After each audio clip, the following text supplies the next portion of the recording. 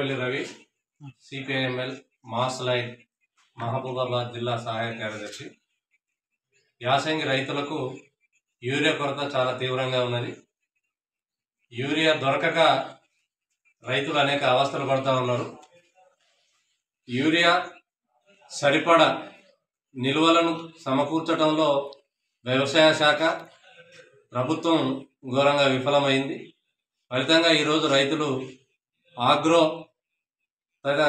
PSCS తదితర సెంటర్లలో పడిగాపులు పడుతూ ఉన్నారు. రోజుల కొద్ది లైన్లలో నిలబడతా ఉన్నారు.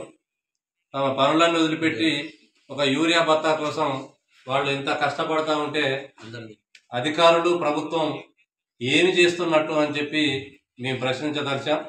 ఇప్పటికైనా రైతులకు అవసరమైన యూరియాను సరిపడ నిల్వల్ని రైతులకు అందుబాటులో తీసుకురాకపోతే ఈ రైతులతోని ఆందోళన తీవ్రతరం చేస్తామని చెప్పి మేము హెచ్చరిస్తా ఉన్నాం. రైతు ప్రభుత్వం, ప్రజాప్రభుత్వం అని చెప్పిన కాంగ్రెస్ పార్టీ ప్రభుత్వం ఈరోజు రైతులకు కనీసం యూరియాను కూడా అందించలేని దుస్థితి నెలకొన్నది. వ్యవసాయ శాఖ నిద్రపోతుందా అని చెప్పి మేము ప్రశ్నిస్తా ఉన్నాం. అధికారులు, అగ్రికల్చర్ అధికారులు ఏం చేస్తున్నారు? రైతులకు సంబంధించిన సమస్యలు కాకుండా వాళ్ళకి ఇంకా వేరే ఏం పని ఉన్నది?